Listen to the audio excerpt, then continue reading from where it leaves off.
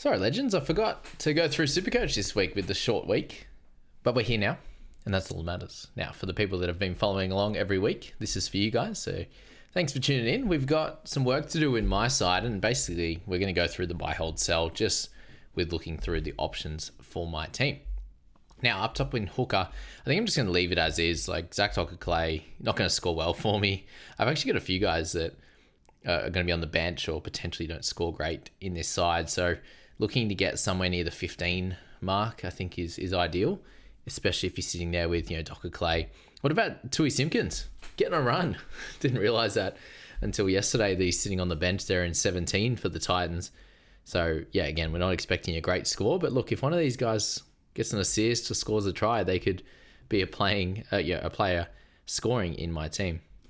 Thomas Cant off the bench, we're sitting there with him, and then Sandon Smith as well. So that's four players that I'm not expecting big scores out of. And unfortunately for my side, it's the Lehigh Hopewade concussion and the Tamale injury as two guys that need to be moved on from. Now, when you're looking at this week, you need to look at next week as well. With a few of those teams on the bye. Doggies, do you have any doggies there? I personally don't right now. The Manly Boys is the big one as well for next week that are going to be missing. So looking at those couple of teams, especially for round 16, and then the Dragons as well. So Lawson for my side is the cheapie, but yeah, if you're sitting there with Couchman maybe at this point, I don't think there's too many guys from the Dragons at this point you'd have. So have a look for next week, and with me having Olakau'atu, having Garrick and Hopewade, that was going to be a little bit more of a concern, but now with Hopper out, I'm going to try and get someone I think that covers next week, because right now Farnworth, Lucas are my only two available for next week in my centre wing. So looking at that, for my side, there are a few options, and you might be in a similar boat to me with Tamale or Hopper. So let's sort out centre wing. Now, there's a couple of guys, especially the Sharkies, kind of stand out to me, just with the cheaper players right now. So Hiroti and also Ramian. So for Hiroti there, he's 391k and has a pretty decent matchup this week. Excited about that one for him. It is on the other side with, Sully he's going to be up against. But 391k, he's got the spot now for a few months. I think he's a guy that we've seen score really well. He's made plenty of cash already, but has dropped a heap since that injury game. So he's a cheapie that you can have a look at. If you want to look at Ramian on the other side, he's 400k. And he's down a lot and is someone that can easily get back to some really good scoring that we've seen from him, in past seasons there. Now, he always seems to have a bit of a run. Now, looking at 2024 for Ramian, you do see some decent scores in here. 86, 73, 85, 50s, 60s, 80s, 90s to finish there. So had a really, really good back end of the season. And then, through the beginning, 50s, 60s, the odd 30, 115. So they're going to be games there where he can do really well. The issue this year is the fact that he hasn't scored many tries or had too many assists. So, there's a few there in 2024. In 2025, that number has unfortunately decreased. And you can see here just not a regular good scorer in the side, especially with that left-hand side being more dominant. But for someone to have one try and one try assist as a centre for the whole year is just ridiculous. And it does show where they're going. So I think you can pick this one, go either way, the wrong way, whether you go Hiroti or Ramian. And I'm actually looking at one of them this week and doing my research now.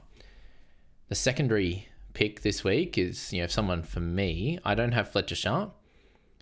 I could look at someone like Kiraz, but how much is that going to help me for this week? The other option there is I could bring Aitken down and get a second row forward as well. Is it another potential option? But I don't have the necessary cash to go up to one of these top tier guns without making that downgrade of Tamale to one of those two types of players. Other guys that are available, so Kiraz, Sharp, Asako in there at a decent price. Dan Gagai at 634. Bo Fermor at 610. It's not a bad one there for him with how he's been going across the last little bit. Guys like Averillo, he gets the fullback slot this week, should have a decent game there. What about Tommy Jenkins, 151? What a game. Con Tracy at 517. He's another cheaper guy that has lost a heap now and has had his two bad scores into the 68 this week, a much better one. Nwangi Tawaze, very expensive now at 680. You've got Molitalo returning at 585. There's not a lot down there that is really, really appetizing. So that's where I look at those couple of cheaper guys that can score really well in Hiroti and Ramian to do a good job for you. And yeah, Karaz, just the worry with him is, from my side anyway, is around 16 buy. So I personally think I have to get 2 players down here that probably have around 18 buy in like a Fletcher Sharp, and also with one of the Sharks boys. Or the other option is going for a more expensive player up in the second row forward position. And that could be someone like Preston, but again, doesn't help me for next week. And when I look at that side there, it's, Colin Matangi. I could play Katoa and Horsburgh next week if I was to buy Preston and have Olakuatu, Cant, and also Preston there on my bench. I do really like Preston as the pick, and the question would be like, does he feel more important than someone like Fletcher Sharp, who at fullback can have the massive score but can have the lower score as well? And with the Knights, let's have a bit of a look at who they come up against. So it's the Roosters without their forwards, but they still should be pretty decent. Then it's the Dolphins, then it's Canberra, then the bye, then Melbourne. So it's not a clear and simple purchase. And my question is going to be, does that, if I was to buy Preston up here, bring Aiken down to help me down here, would that, how much does that help in round 18? Yeah, so you may be reducing next week's score a little bit, but helping out for the following week. And we can also make trades next week. I'm not in a crazy low position, a 17 heading into these weeks. I don't have to make the 3 trades and stuff like that. But I'm really just replacing injuries at this point. So Preston's a really fun one to have a look at in second row forward. You can get guys like Adam Fennell-Blake in the front row forward position. That's something to look at next week as well, is, Payne Haas and his backing up. Does Tino back up? These types of things. But I may as well trade out the guys that are actually injured rather than the guys that could potentially not back up.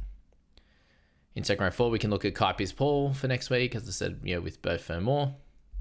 Similar situation there. We can go a bit cheaper with Couchman, but he's just going to be an okay scorer, I think, in Supercoach compared to what he is in fantasy. Nafahu White, a cheaper guy, but we don't want to pick up those types of players. We can get like a Britton Nickera. Could work. But, yeah, he's just okay. Very, very cheap, though. And that right-hand side has just been a wasteland, clearly. So it could be, how would I go there? So Tamale, 565. I could do that. I could go for Nickera. Could go Nickera Preston. Does that work? I'd bring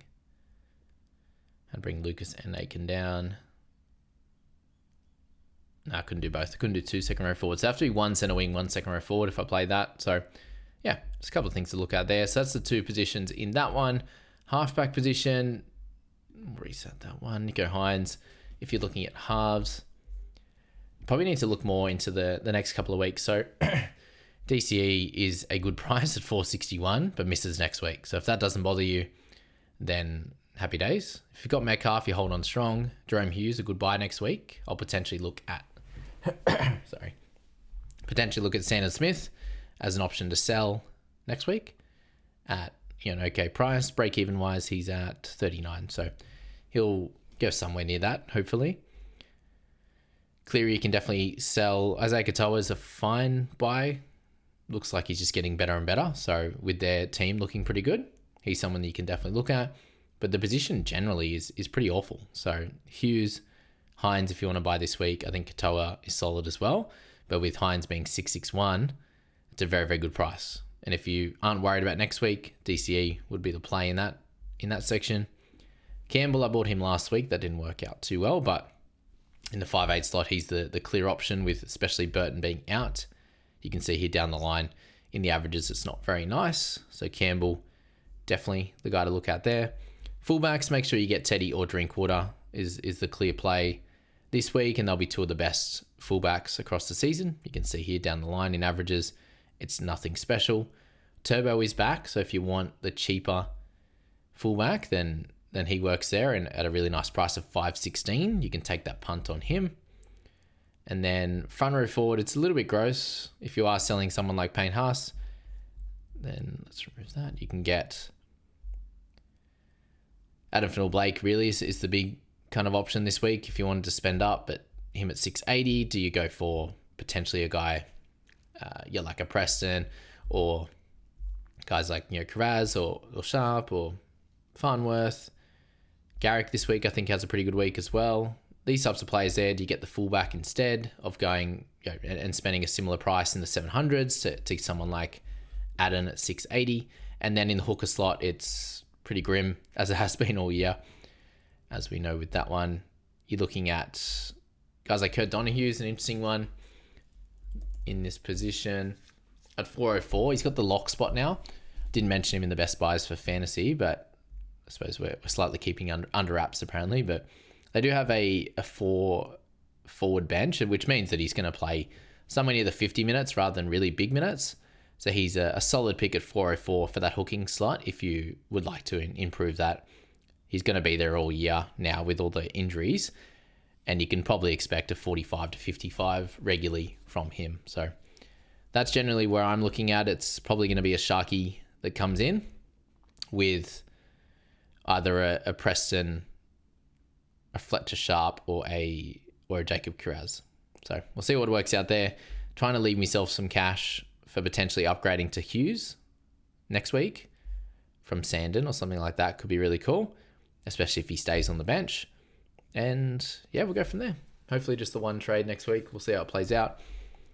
Hopefully there's no injuries. If there is injuries, then we'll just keep trading for that with just small upgrades for guys that aren't in the side anymore, like Smith is how I'm thinking about it. I was kind of using trades willy-nilly at the back end of last season just to try and make upgrades and push. Whereas here, if we can continue trying to get better scores earlier on, then especially with my rank outside top 10k now, we need to make pushes and try and captain the right guys, make the right trades, but also conserve in a way where I'm just trading any of these guns out or good prices, 550 and above. When they get injured, trade them out, keep trying to get a gun that's going to work out best for my side with nice upside. And that was the point of guys like Campbell last week, and hopefully that can continue over the next few weeks with some good scores out there. So good luck with what you decide to pick. Captaincy wise, I'm pretty interested in guys like Teddy, guys like Drinkwater this week as vices, as captains. We've got players like Garrick that could definitely have a good week this week. Guys like Olakwatu again, and then the safety and captaincy of guys like Kolomatangi with those big minutes. Vice captain could be Hines in that first game if you think that they can go through the Dragons there and he can score really well. So we'll leave the Supercoach stuff there for this one. A couple more videos for fantasy coming out a little bit later. So thanks for tuning in, guys. We'll see you in the next one.